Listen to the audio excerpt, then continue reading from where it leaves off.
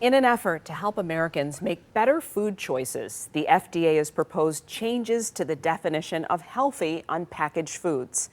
Our chief health editor, Dr. Partha Nandi, joins us now with more. And Doc, the word healthy, first defined in 1994 by the FDA, so what's changed? Yeah, I love this, by the way. Okay. Under the existing healthy definition, oily fish like salmon, Glenda, would not be allowed to carry the healthy claim on its label. But cereals, get this, sweetened with sugar and packed with sodium could. And that's because current standards only look at what? Individual nutrients like vitamin A, C, calcium, iron, protein, dietary fiber, and saturated fat on food products. So cereals, they tick off certain boxes that meet current standards, whereas salmon naturally contains high levels of fat, which are considered bad back in 1994. So back to your question, what has changed? Well, nutrition and dietary science has changed. For example, we've learned that oily fish like salmon are full of good things, like good fats like omega-3 fatty acids and mono and polysaturated fats. Studies suggest that fatty fish can decrease the risk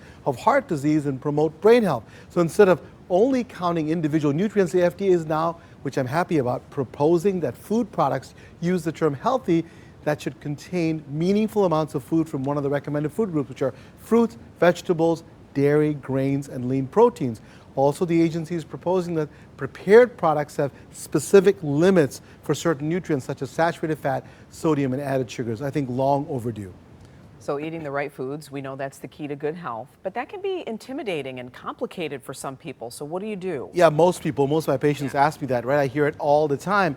And what they ask is that, what can I do? So nutrition is key to good health. We know that. And that's why the FDA is proposing to update its healthy claim on food packaging. The goal is to educate more Americans because right now, more than 80%, Glenda, are not eating foods that are healthy. Instead, they're choosing foods, guess what? They contain lots of added sugars, lots of saturated fats and sodium. Can you supersize that for me is what people say, right? So my advice is to focus on foods that are packed with nutrients like vegetables, fruits, and whole grains. Also, choose lean protein in foods that contain healthy fats like we talk about, like salmon. And you don't have to eat perfectly. To me, just make good choices at least 80% of the time, right? So if you have good, healthy eating patterns overall, you'll lower your risk for chronic disease and live longer. And that's, to me, you're going to have birthday parties, you're going to have your kids going to eat pizza, so you don't have to, stop your life completely. Just be good at least 80% of the time. Right, and enjoy that cheat moment every now and again. Exactly. And then you earned it. Exactly.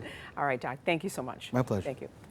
And if you have a health question for the good doctor, you can email him at drnandi@askdrnandi.com or send it to us on Facebook or Twitter, and we'll get it right to him.